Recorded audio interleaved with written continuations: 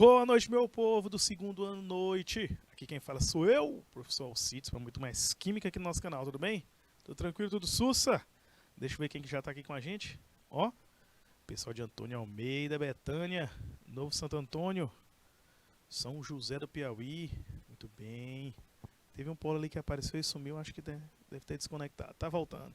E o pessoal aqui do YouTube com a gente, aí ó, São Pedro do Piauí. Boa noite para vocês, gente, um grande abraço, viu? Bom, pessoal, vamos continuar com o nosso conteúdo da semana passada. Pessoal de São Francisco chegando aí. Onde nós trabalhamos exatamente aquela parte que envolve energias, transformações químicas. Eu já cheguei a começar mudanças de fase, mas como eu não terminei, eu dou uma recapitulada, tá? Naquela parte de mudanças de fase. E eu quero fazer umas questõezinhas, porque eu estava dando uma olhada quando eu fui montar minha aula dessa semana, eu li a da semana passada. Eu vi que eu expliquei tudo de transformações químicas e físicas, mas não tinham colocado exercício. Então hoje eu coloquei os exercícios, tá? Que a gente faz de mudança de fase, aproveita, finaliza logo o conteúdo e já dá continuidade, tá bom? Então, ó, lembrando que nas energias, as transformações químicas, elas podem envolver processos endotérmicos e exotérmicos. Processo endotérmico, como é, pessoal? Ocorre absorvendo calor. Processo exotérmico ocorre com liberação de calor. Não se esqueçam disso. Ó. Primeiro, absorção de calor. Exo ocorre com liberação de calor nos processos, tá bom? Então, de novo, o gelo, quando está derretendo, está absorvendo o calor do meio ambiente. E essa absorção de calor do meio vai proporcionar o que, gente? O derretimento. Aí é o processo endo. Ali, ó, a água condensando no copo gelado. A condensação, o vapor d'água vai liberar o calor. E nessa liberação de calor, é um processo exotérmico, tá bom? Então, como eu falei para vocês, eu quero fazer umas questõezinhas que eu só expliquei o que é, não fiz exercício, dessa parte aqui de fenômeno físico e químico. Vamos só lembrar o que é, ó. Físico não altera a natureza da matéria. Por exemplo, as mudanças de fase. Quando você está mudando de fase, está havendo troca de energia, mas não está havendo alteração na composição, na natureza da matéria. Então, fenômeno físico. Já o químico, ó, altera a natureza da matéria, como a combustão, a oxidação, que vai haver uma mudança nos componentes que tem ali dentro das substâncias, tá? Então vamos lá, vamos fazer uns exercíciozinhos aqui, vamos treinar essa parte de fenômenos físicos e químicos antes de continuar com mudança de fase. Então primeiro, ó, como é que você vai analisar? Questões de fenômenos físicos e químicos, ele vai te dar uma situação e você vai analisar aquela situação observando se houve ou não a mudança de fase, tá bom? Por exemplo, aqui tem, ó, nos diferentes materiais abaixo, expostos ao ar, verifica-se que forma-se uma película escura na superfície do metal. Aqui é um fenômeno químico. Gente, nos metais, isso a gente chama de oxidação, tá bom? Ocorreu uma oxidação, ocorreu uma transformação química, tá? Oxidar, houve uma mudança na composição. O material vira um óxido, que é o que acontece com o ferro, quando enferruja. O bombril, que é a palha de aço, quando está molhado com um tempo lá na pia, você percebe que também enferruja, tá certo? Esse é o processo de oxidação. Ou no 2, bolinhas de naftalina vão diminuindo de tamanho. Gente, a naftalina, aquela bolinha branca que se usa bastante para espantar baratas e traças, ela sofre um fenômeno físico, conhecido como sublimação. É a passagem do estado sólido direto para o gasoso, sem passar pelo líquido, tá? Não tem etapa líquida. É direto para o gasoso. Por isso que você percebe ela sumindo, mas não vê uma fase líquida nela. Que ela é uma sublimação. Ela só mudou de estado físico, mas a composição continua sendo a mesma, viu?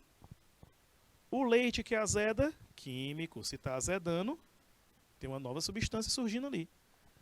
está começando a estragar, a decompor, tá? É uma coisa que eu falo muito para os alunos perceberem, que eles pensam assim, ó, professor, por que você disse que uma banana amadurecendo, uma banana escurecendo é um fenômeno químico, se a banana continua com a mesma estrutura, ou a maçã? O que acontece é que ela tem o mesmo aspecto, por um certo tempo ela mantém. Mas como ela vai estar amadurecendo, depois começa a decompor, a composição química dela começa a alterar, tá? Gente, começou a alterar a composição química, fenômeno químico, tá? Mesmo que a estrutura, o formato fique preservado. Um espelho fica embaçado se respirarmos encostados a ele. Isso aqui é um fenômeno físico. Está ocorrendo a condensação, tá? Mais uma vez, a água condensa, certo? E essa condensação é um fenômeno físico. Uma banana apodrece, uma banana apodrecendo é um fenômeno químico, decomposição que está acontecendo aqui, gente. Está decompondo, fenômeno químico, tá certo? Vamos lá, vamos seguindo? Continuando. O segundo diz assim, ó. Considere as seguintes tarefas realizadas no dia a dia de uma cozinha e indique aquelas que envolvem transformações químicas. Ó, o primeiro, ó. Aquecer uma panela de alumínio, fenômeno físico, tá? Você só esquentou, tá bom? A composição não mudou. Segundo ponto. Acender um fósforo. Gente, quando você acende um fósforo, é uma reação química de combustão que está acontecendo ali. Então é um fenômeno químico, tá? Por exemplo, ferver água. Opa, físico. Por quê? Você só está mudando o estado físico da água, mas continua sendo água, tá certo? Queimar açúcar para fazer caramelo, por exemplo. Opa, o que é que ele falou? Saiu de açúcar para caramelo. Mudou a composição, ó. Fenômeno químico. E a questão ainda botou queimar. Se queimou, entrou em combustão, ó. Modificou a composição. Fazer gelo, fenômeno físico. Beleza? Então aqui a gente pode observar que químico é 2 e 4, letra B. Percebam como essa parte de transformações químicas é sossegado. O que a gente tem que fazer é só uma análise das modificações que ocorreram. Show? Belezeira? Então vamos seguindo. Terceira questão. Diz assim, ó. A seguir, temos 3 afirmações, analise-as, dizendo se estão certas ou erradas. Primeiro, a evaporação da água dos mares e dos rios é um exemplo de reação química? Gente, não. É um fenômeno físico, tá? É uma mudança de fase, só está evaporando. A substância não muda a composição, tá bom? Mais uma vez. Se misturarmos hidróxido de sódio com ácido clorídrico, formar-se-ão cloreto de sódio e água. É um exemplo de reação química? Isso aqui é verdadeiro. Porque um ácido com a base forma sal e água. Show? Então tá verdadeiro 2. Ao 3. Amarelecimento de papel é um fenômeno químico? Sim. O papel vai amarelando com o tempo, indica que houve uma reação química ali. Então correto, ó. 3 e 2. Letra D. Sussa? Então, ó. Agora eu quero que vocês tentem. Eu vou dar um tempinho nessa questão. Quero que vocês coloquem o gabarito para mim. O pessoal vão lá, Betânia, Antônio Almeida, Campo Largo, Novo Santo Antônio, São Pedro, São José do Piauí. É muito polo. Vamos lá, meu povo. Coloca para mim. Qual a alternativa que vocês acham que está correta aí? Que evidencia uma reação química?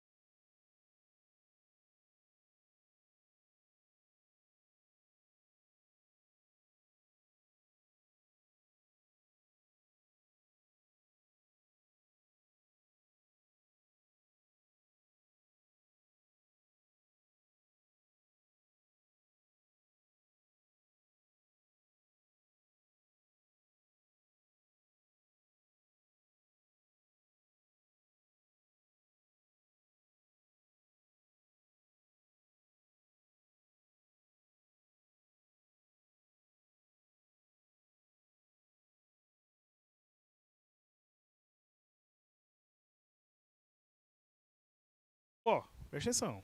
Ele quer evidência de reação química, tá? Mais uma vez, exceto aonde a mudança de cor não é evidência de reação química. Deixa eu dizer uma coisa para vocês. A mudança de coloração nem sempre indica uma reação química. Pode ser um indício. Você pode dizer, opa, mudou de cor, deixa eu analisar isso aqui com calma. Pode ser uma reação química? Pode, mas nem sempre. Por isso que você não pode utilizar a mudança de cor e dizer que com certeza ali ocorreu uma reação química, certo? Então, no caso, ó, Bombril mudou de cor? Opa, enferrujou. Então a letra A já não está correta.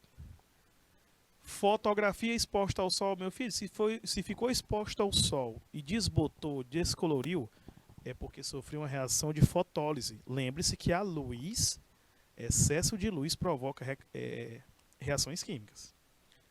Água sanitária descorando o jeans. Banana escurecendo com o tempo. Decomposição. Muito bem, pessoal de São Pedro. Acertou, ó. A resposta correta é a letra B. Por que na letra B essa mudança de cor não indica uma reação química? O seguinte, ó. Para pensar comigo. Uma lâmpada desse tipo aqui é a chamada lâmpada incandescente. Ela tem um filamento de tungstênio, que é uma substância química que, o que é que acontece com ela?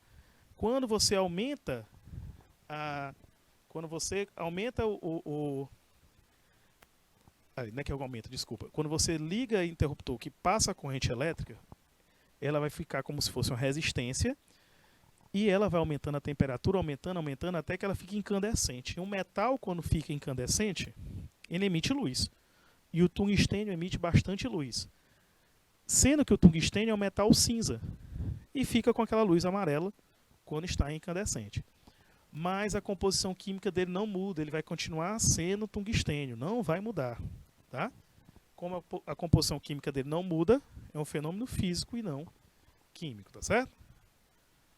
Agora vamos para a quinta. Olha essa quinta aqui. De todas as afirmações que apareceram aí, vamos julgar em físico e químico. O primeiro, respiração animal. Químico, meu povo. Oxigênio está sendo usado para oxidar a glicose, para a produção de energia no nosso corpo e vai liberar gás carbônico. Show? Então é um fenômeno químico, a respiração. O avermelhamento da lã de aço umedecida. Químico também. Ocorreu aí uma oxidação. Tá? Olha o terceiro.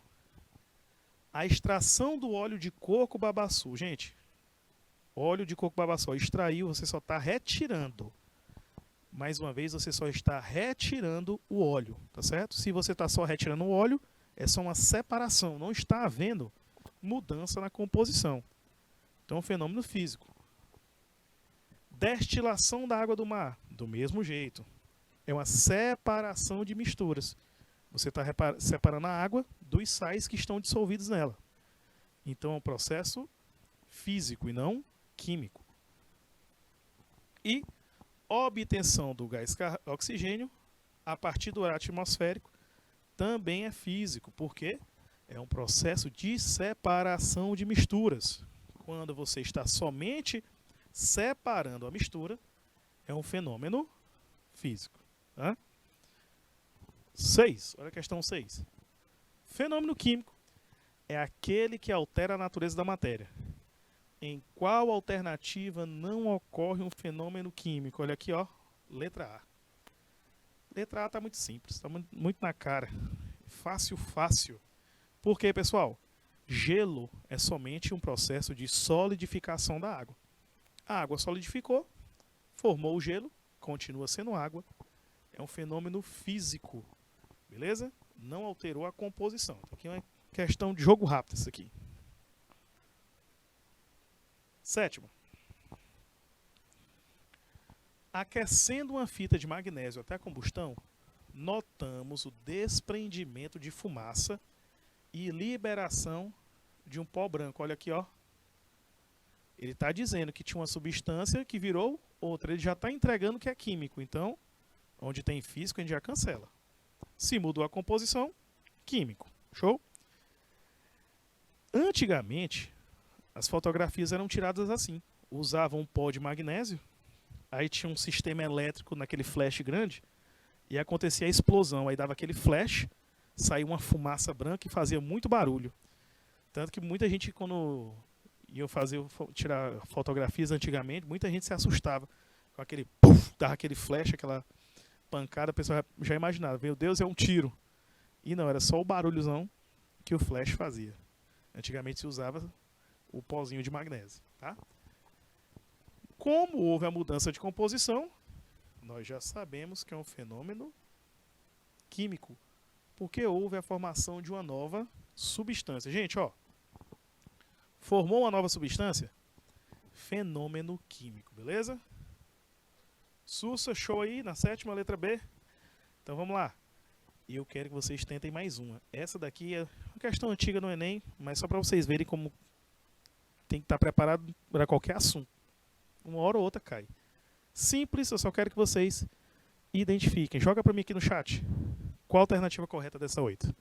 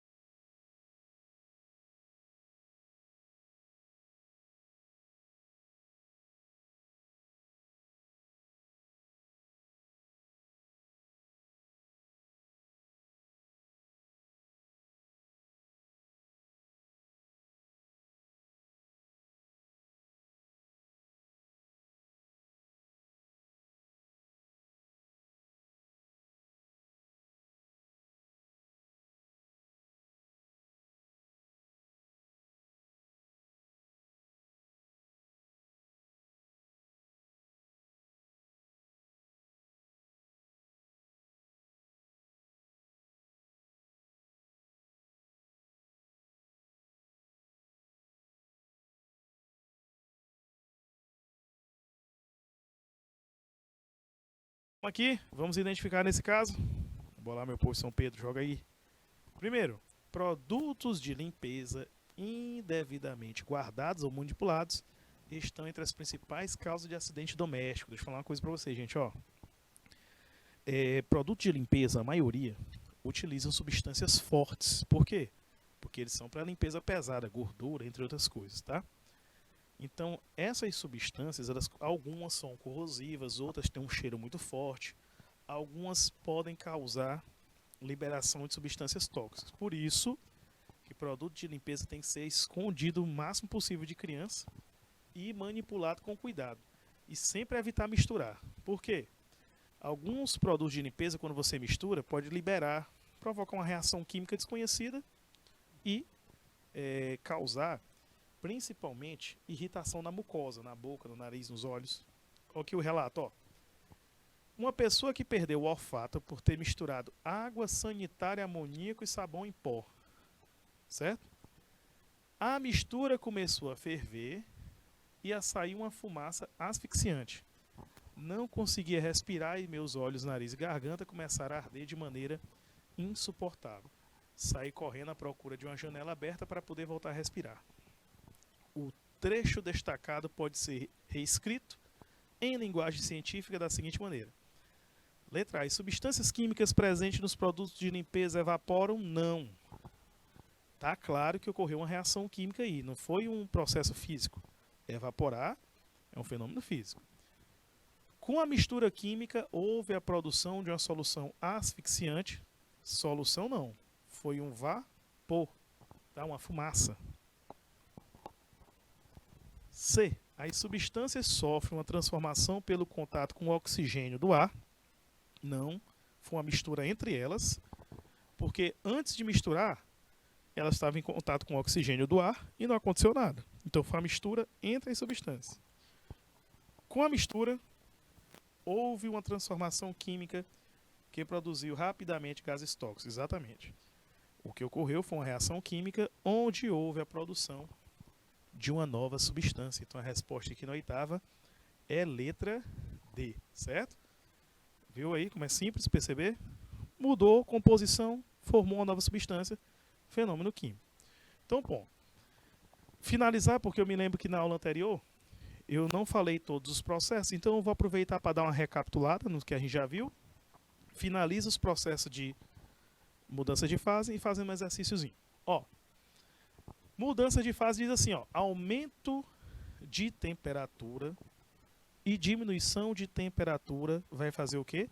Os processos de mudança de fase. Do sólido em direção ao gasoso, são processos endotérmicos, ocorre absorção de energia.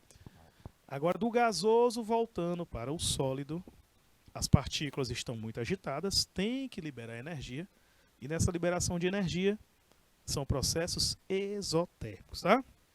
Então, vamos citar cada um e relembrar com calma. Fusão é a passagem da fase sólida para a líquida, lembrando que é um processo endotérmico, tá? Lembrando também, gente, que fusão, nem todas as substâncias se comportam da mesma maneira. Tem uma característica interessante que é a da água, tá certo? Muitas substâncias, quando você aumenta a pressão, tá bom? O ponto de fusão também aumenta. Só que a água acontece o seguinte: quando você aumenta a pressão, o ponto de fusão diminui. Tanto que, como eu usei esse exemplo anteriormente, a patinação, quando os patinadores estão patinando sobre o gelo, se cria uma fina película de água no momento que ocorre o contato da lâmina com o gelo, devido ao quê? O peso, a pequena área de contato, pressão elevada. Então esse aumento da pressão diminui o ponto de fusão o suficiente para provocar um pequeno derretimento. E esse pequeno derretimento facilita a patinação no gelo, certo? Ó. Já a solidificação. A solidificação é o seguinte: é um processo exotérmico, que é a volta. Se a ida do sólido para o líquido é endo, então voltando é exo. E eu coloquei essa imagem porque é algo muito comum, todo mundo já viu. Em algum momento da vida é uma garrafa que foi colocada no congelador, ou de água, ou refrigerante, ou uma latinha, ou uma garrafa de cerveja, por exemplo, estourar. Você olha, está quebrada. Por que é que isso acontece? Isso ocorre porque essas substâncias que eu citei o nome são soluções aquosas, tem água. E a água, o ponto de fusão dela é 0 grau. E o congelador fica a temperaturas de menos 15, a maioria. Mas uma coisa interessante que você tem que lembrar é que a maioria das substâncias químicas, quando a gente diminui a temperatura, quer dizer, vai para o ponto de fusão, ocorre o que, meu povo? A redução do volume. A maioria das substâncias. A água, ela já tem um comportamento anômalo. Quando você provoca a fusão, ela aumenta o seu volume, tá? Tanto que quando ela aumenta o volume, ela provoca o quê? Quebrar a garrafa ou rachar uma garrafa plástica, que ela precisa escapar. Quando ela congela, o volume dela aumenta ao ponto que ela provoca a quebra do recipiente. Isso porque a água, quando vai solidificando, ela forma cristais, onde esses cristais de gelo, do jeito que eles se formam, dá espaçamentos. E esses espaçamentos aumentam o volume, tá certo? Se aumenta o volume, o que é que acontece com a densidade? Ó? Densidade é a massa sobre o volume. Se você aumenta o volume, diminui a densidade. É por isso que o gelo flutua. A maioria das substâncias, quando estão na fase sólida, ela reduz o volume e a sua densidade aumenta, então elas vão para o fundo. A água já tem esse comportamento contrário. O volume aumenta, a densidade diminui e, no caso, o gelo vai flutuar. Esse é o comportamento da água, tá? Que ele é diferente das outras substâncias.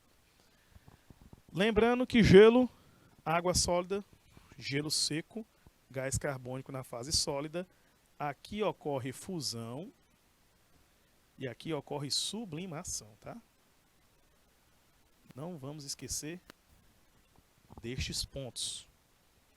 Essa é a diferença básica. E também que gelo seco não é bom você pegar com a mão sem estar com proteção, porque a temperatura dele é muito baixa, ele fica em torno de menos 75 e nessa temperatura pode provocar queimaduras na sua pele. Já a vaporização se divide em 3 tipos, tá? Porque a passagem do líquido para o gasoso depende dessas 3 condições aqui, ó. A evaporação é aquela passagem lenta, certo? A ebulição rápida e a calefação instantânea. Primeiro, vamos separar e identificar a diferença de cada uma. A evaporação é a passagem lenta e superficial do líquido para o gasoso.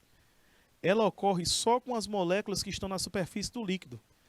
As moléculas que estão mais abaixo, que estão na parte interior, elas não sofrem evaporação, elas ficam quietinhas lá na fase líquida.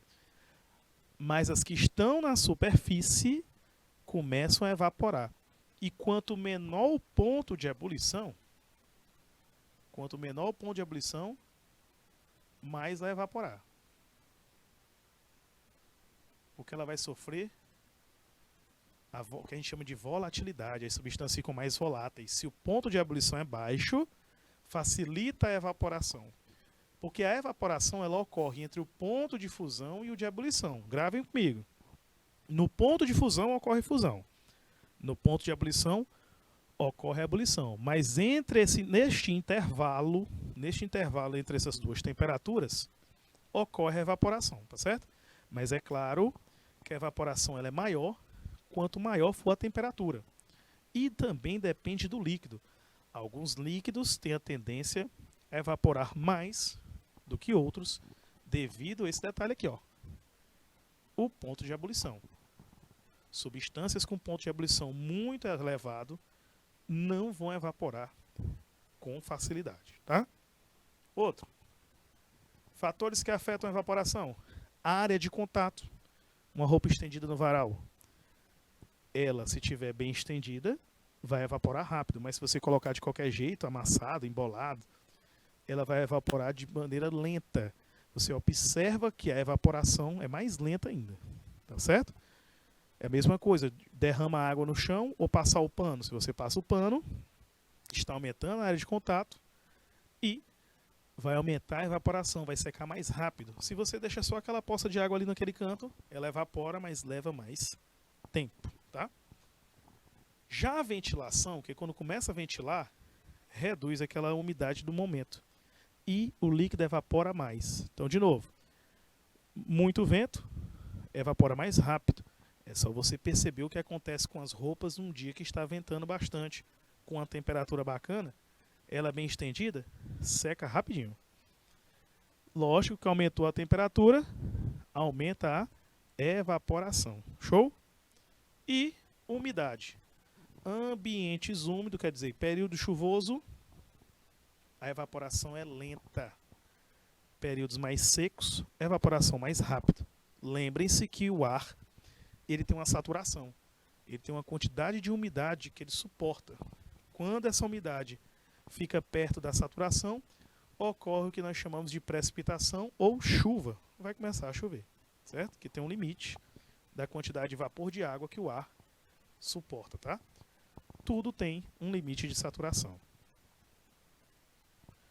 Pote de barro, já que tem questão na Enem perguntando isso aí, curiosidade. Como o pote de barro ele é poroso, a água atravessa os poros, fica no lado externo e no lado externo ela começa a evaporar. Se ela está evaporando e o processo é endotérmico, quer dizer, absorve calor. Como começa a absorver calor, a água que está no interior do pote começa a esfriar. Certo? Por quê? A água que está na superfície vai evaporando, retirando o calor do interior do pote, diminuindo a sua temperatura interna.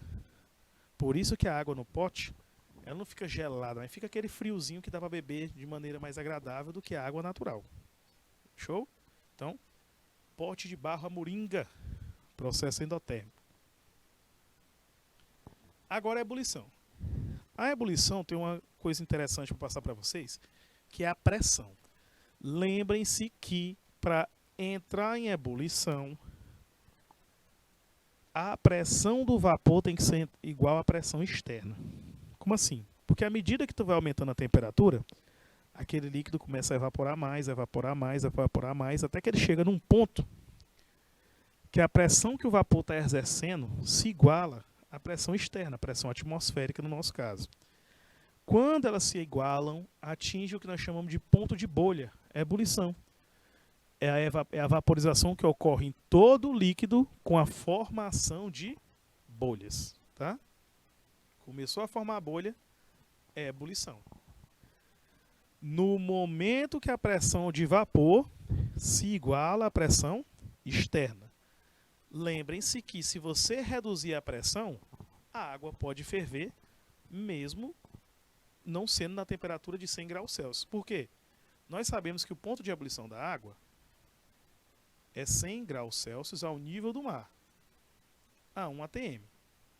Porém, se formos para locais com altitude elevada, a pressão nessas regiões é menor. Tá? Como a pressão é menor, a água não vai ferver a 100 graus, vai ferver numa temperatura menor que 100. E isso depende da pressão. Eu já vi em experimentos de laboratório a água começar a ferver em temperatura ambiente. Por exemplo, assim, você pega ali, mede no termômetro, ela está ali a 35 graus, dependendo do dia da semana, né? Se estiver muito quente ou não. Vamos supor, ela está ali uns 30 graus. Você coloca numa mufla, começa a reduzir a pressão, reduzir. Quando se espanta, ela começa a ferver. Quando você reduz a pressão bastante, tá? Reduziu a pressão, então o ponto de ebulição diminui. É por isso que em locais muito elevados, o ponto de ebulição é menor, tá? Tanto que eu gosto de usar o seguinte exemplo. Vamos supor que bateu a fome em mim aqui agora, e nós estamos aqui ao nível do mar. Então a água ferve a 100 graus aqui, certo? Aí um de vocês está lá em La Paz. Na verdade, La Paz não, bota Potosí, mais alto ainda. Potosí, que é uma região de La Paz, que é onde fica o estádio do Real Potosí. A cidade já é alta, 3.600. E o estádio fica mais alto ainda, fica 4.000 metros de altura. Aí eu lhe pergunto, os dois começaram a ferver um ovo. Aonde a água ferve primeiro? A água vai ferver primeiro lá, porque lá, como é mais alto, a água ferve num ponto de ebulição menor. Porém, quando chega aqui, na temperatura ambiente, na nossa região, a água não ferve na mesma temperatura que ferve lá em La Paz. Mas a comida aqui vai ficar pronta primeiro. Por quê? Porque aqui a água atinge uma temperatura maior. E o alimento fica pronto mais rapidamente, quanto maior a temperatura no cozimento. Claro que tem um limite para você não provocar combustão, né? Mas quando está na temperatura elevada, o que é que acontece? O ovo vai ficar pronto mais rápido aqui. Porque aqui a água ferve a 100, lá vai ferver, por exemplo, 92. Só que a água ferve primeiro lá. Porque o ponto de ebulição lá é menor. Tudo isso devido à altitude. Porque maior a altitude diminui a pressão externa, dessa maneira diminui o ponto de ebulição junto. Lembrando, como eu citei para vocês, se reduzir bastante a pressão em um sistema fechado, a água você consegue fazer um líquido ferver, estou usando a água como exemplo, sem ser aquecido, sem colocar chama nenhuma. Temperatura normal, reduziu muita pressão, o líquido ferve. Tá? E na panela de pressão, o sistema funciona o seguinte. Você tem um sistema que exerce uma pressão não muito alta, tanto que a maioria tem um sistema de escape que é exatamente para a panela não explodir, que já aconteceu muito. Hoje em dia tem os sistemas de segurança, que é para ela suportar a pressão. Tá? Vamos supor que essa panela da imagem aí suporta até 1.4 atm. Bom, a água a 1 atm, ela ferve a 100. Quando chega em 1.4, ela vai ferver numa temperatura maior. O ponto de ebulição vai ser maior, então o alimento fica cozido, você prepara o alimento com mais rapidez, devido à maior temperatura que você utiliza dentro da panela. É assim que vai funcionar uma panela de pressão. Aumentou a pressão, aumenta o ponto de ebulição. Já a calefação é a vaporização brusca. Que nem você pega a frigideira, bota debaixo da torneira, a água evapora instantaneamente. Tocou, evaporou. Certo? Essa é a calefação. E a condensação? Condensação e liquefação. Lembrando que a liquefação é a passagem do gás para o líquido, condensação do vapor para o líquido, porque gás e vapor são diferentes. O vapor, gente, é um estado de equilíbrio, tá? É a primeira etapa da fase gasosa. Ele ali, quando você mexe na temperatura ou na pressão, ele pode voltar para a fase líquida. Já o gás é o ponto que, para voltar para a fase líquida, você tem que mexer na pressão e na temperatura ao mesmo tempo, para poder fazer com que ele retorne para a fase líquida, quando está na fase gasosa de gás, tá bom? Condensação, o óculos embaçando, aquele povo respirando em país de clima muito frio, o vapor de água condensa quando você está falando. E o último processo, a sublimação, que é a passagem da fase sólida para a gasosa e vice-versa.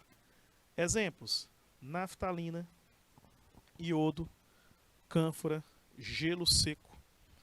Não se esqueçam que do sólido para o gasoso e do gasoso para o sólido chamamos de sublimação. Alguns livros chamam de ressublimação, mas você pode usar a palavra sublimação para os dois. Só lembre que nesse sentido é endotérmico, neste outro sentido é exotérmico, tá bom? Então, ó, indo endotérmico, voltando exotérmico para o processo de sublimação. Belezeira? Então vamos lá, ó. Olha essa primeira questão aqui. Diz assim, ó: dentre as inúmeras propriedades curativas atribuídas ao vinagre, este é caracterizado como antisséptico e antibiótico, sendo então capaz de matar bactérias nocivas à saúde. O vinagre é constituído pelo ácido acético, que apresenta ponto de fusão de 16,2 graus e ponto de ebulição entre 116 e 119. Sendo assim, se eu colocar ele em torno de 5 graus Celsius, o que é que acontece? Lembre o seguinte, gente, ó. Se o ponto de fusão é 16, é só você fazer um pequeno intervalozinho, ó. E o ponto de ebulição 116, lembre-se que acima da ebulição está no estado gasoso, abaixo da fusão sólido e no meio líquido. Repare que a substância foi colocada numa temperatura de 5 graus e 5 graus é menor que o ponto de fusão. Se a substância está na temperatura menor que o ponto de fusão, significa que ela saiu do líquido para o sólido. Do líquido para o sólido, o nome desse processo é solidificação. Então, se a substância saiu da temperatura ambiente para temperaturas em torno de 5 graus, ela sofre solidificação. A substância vai congelar. Beleza? Então, turma, o tempo da nossa primeira aula está encerrando. Vamos dar uma pausazinha só para beber uma água.